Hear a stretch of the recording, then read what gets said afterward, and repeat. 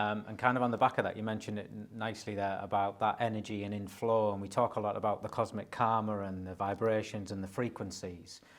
How important is that in terms of your personal life and the journey within the property and your investment academy? Yeah, I'm a big believer in. I think there's a saying in science that like energy attracts like energy, and I agree with that. I think we gravitate towards birds of a feather flock together. You gravitate to a certain thing. So we definitely science has proven that everything's energy vibrating at a different rate. And that if you think in terms of how we show up, like if, for example, someone's in a really bad mood, they're in a completely different vibration to being in a bad mood to being in a state of gratitude, for example. And when you're in that different state, we can read that, we pick up on that. So we actually say it without realising when we say, I don't get a very good vibe off that person. What we're saying is at a subconscious level, I'm picking up your vibrations are different to mine. So it's really important. I'm a big believer in things flow a certain frequency. If you think of the radio, they all have a very specific setting that if you want to listen to Radio 1, it's that setting.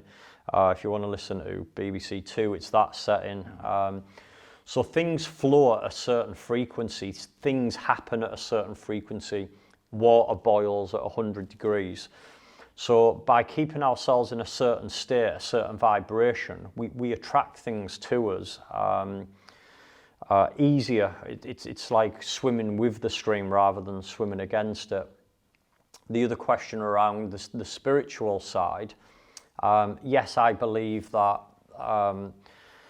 there's three parts of us. There's mind, body, and spirit, and I can sort of put it to this phone, for example. So the phone is the body, okay, which we have. The SIM card inside of that is our mind. It's what the brain, what holds the data. But the thing with this phone, there's something making it work that we can't pick up with our five senses, and that's Wi-Fi.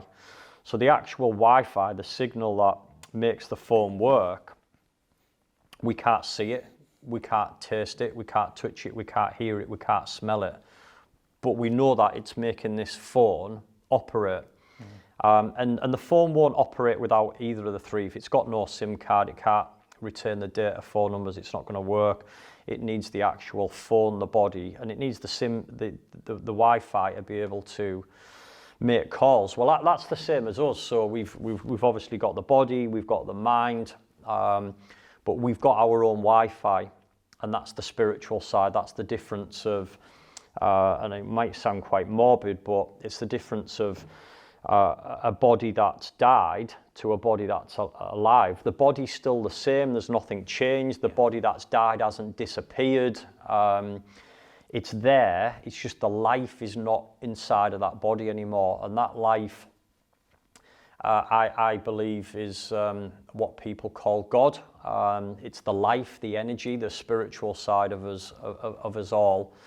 And it's because we can't pick it up with our five senses, people deny that it's there, but it's there just as clear as the Wi-Fi is with a phone. It's just that we don't know about it with our five senses, but to ignore it, you'll never fully get the most out of yourself. And that's why I talk about tapping into that inner potential. It's that energy that flows through us, that God, that life, that spiritual side, the woo-woo stuff where people think I'm weird.